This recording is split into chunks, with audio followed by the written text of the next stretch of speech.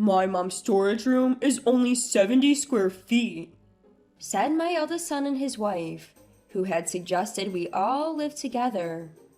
Turns out the home renovation was a scheme to kick me out. After showing me around the renovated house, they finally dropped the bomb. I have a way to wipe the smug smiles off their faces, and now's the time to use it. My name is Sarah, and I'm 60 years old. I lost my husband to cancer 3 years ago, and now live alone. All my children are independent, and I'm the only one living in this old house. My eldest son and his wife have been suggesting a renovation, but I've been hesitant because of the memories attached to this home. All my children have their own families and live nearby. In the end, none of them left our hometown. I'm blessed with grandchildren and feel proud of my life. The only concern I have is my eldest son's wife, Jessica. I found her difficult to deal with ever since my son John introduced her as his fiancée. She's outspoken, which sounds good, but she often puts herself first, making me wonder why John chose her. John used to be a quiet guy, but he's changed since he started dating Jessica. Their wedding was all about fulfilling Jessica's wishes. I had advised them to balance their seating arrangements, but it was all about Jessica's friends, which was unsettling. On the day, Jessica's parents intervened, but if they hadn't, John would have been sidelined. When I asked John about it, he said, "I left the seating to Jessica." "You can't leave everything to others," I advised, especially since they were about to become a married couple. I did give advice, but I felt it was only a matter of time before Jessica took control. Initially, John had offered to live with us, concerned about our aging. We were thrilled, but Jessica opposed it, saying, "I absolutely don't want to live together as newlyweds." Apparently, they had discussed it before getting married, but Jessica changed her mind at the last minute. Forcing a living situation with a reluctant bride could lead to mother-in-law and daughter-in-law issues, and we decided to give up on living together for now. My daughter Emily is also very wary of Jessica. Emily told me she had heard rumors about Jessica's flashy lifestyle during their student days. Jessica is indeed a striking beauty, who lights up any room. I laughed off Emily's concerns, thinking they were just rumors born out of jealousy. Emily said, "Just consult me if anything happens." I'm grateful she's always looking out for me. 2 years after my husband passed away, John and his wife made a proposal to me. The time had come to consider living together. The apartment where John and his wife were living was becoming cramped with the arrival of their child. I was happy at the thought of them moving into my spacious but empty house, especially since my husband had passed away. Having my grandchild around would surely liven up my quiet days. I had no reason to oppose my eldest son and his wife's proposal. However, they wanted to renovate the old house before moving in. The plumbing was outdated, and the flooring could use an upgrade for the grandkids. Separate rooms for each child would also become necessary. As I age, I had been thinking about making the house more accessible, so renovating now made sense. "Sure, go ahead and make the place more livable," I agreed. And so my cherished home was set for a makeover. From now on, my eldest son and his wife would be the primary residents. As long as they secured a space for my altar and my room, I was fine with leaving the rest to them. I should have discussed things more at that time, but I thought it was better to let them handle it. During the renovation, I assumed John and his wife would take care of me, but that wasn't the case. Jessica informed me there was no space for me to live comfortably, so I turned to Emily for advice. Emily and her husband warmly welcomed me into their home. Their kindness was a joy, and living with them was delightful.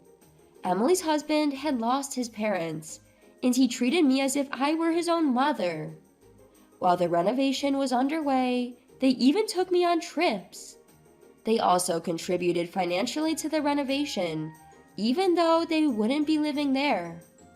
I told my eldest son to thank them, but there was no sign of gratitude. And they wouldn't let me see the renovation progress, saying it was still dangerous. I was getting a bit anxious.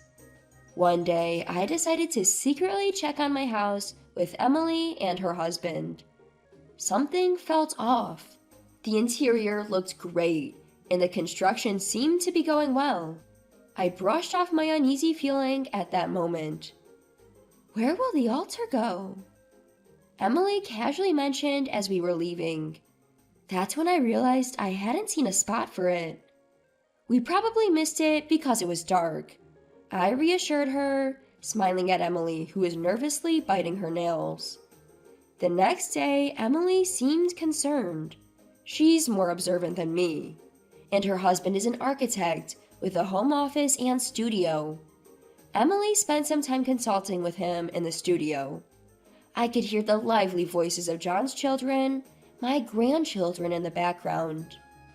That night, after putting the grandkids to bed, Emily called me into her studio with a simple, "Hey, can we talk?"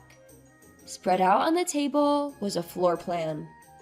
"What's this?"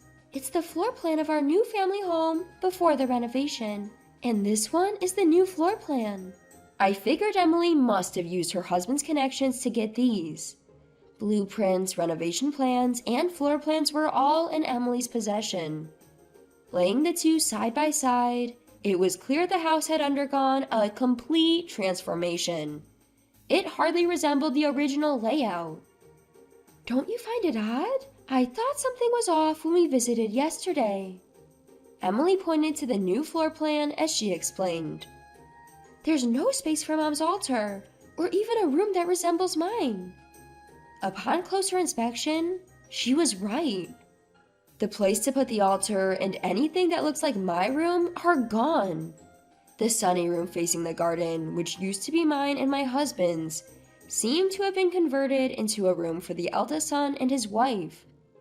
"This must be why they didn't want us to know the progress," Emily said, her face a mix of disbelief and frustration. I had a clear agreement with John. I kept going back and forth between the plans, unable to believe that none of my wishes were reflected. "I can't believe this." Emily tightly gripped my hand. "Mom, if they're playing games, we can play too." She encouraged me with determination. Emily advised me to act oblivious for a while. It seemed she wanted to give them enough rope to hang themselves. In the meantime, we'd prepare our counter move.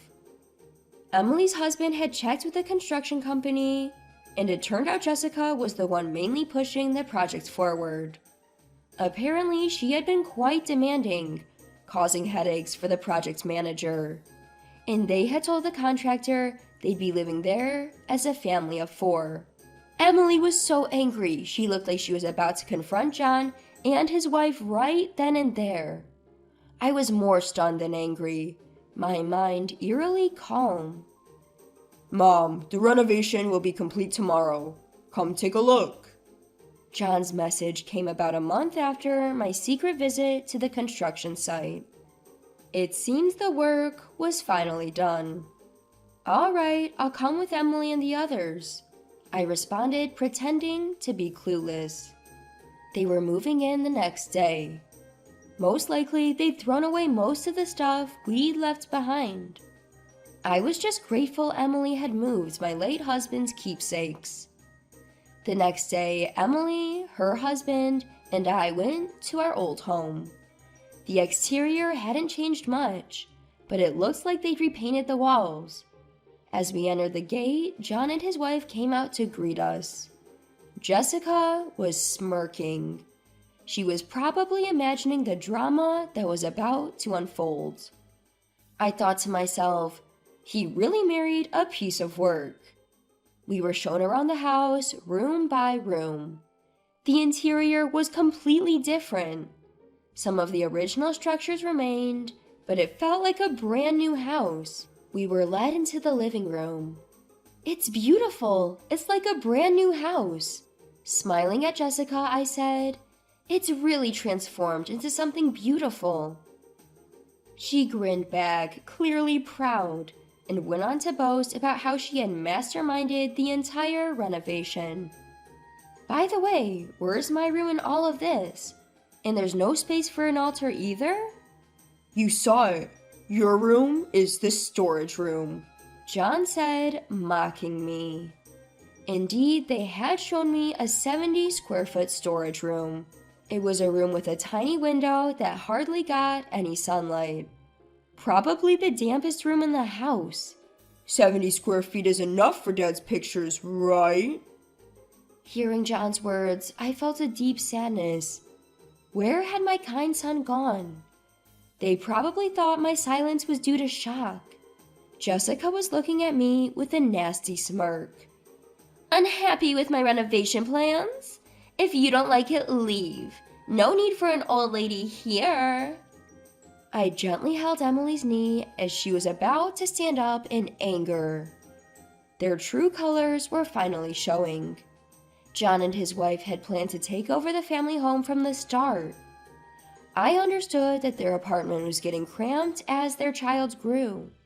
They knew I would help fund the renovation if they talked about living together. It was all a scheme by my eldest son and his wife. "So there's no place for me in this new home, is that it?" I asked, glaring at both of them. They nodded, smirking as if enjoying my dilemma. "Fine, I'll leave."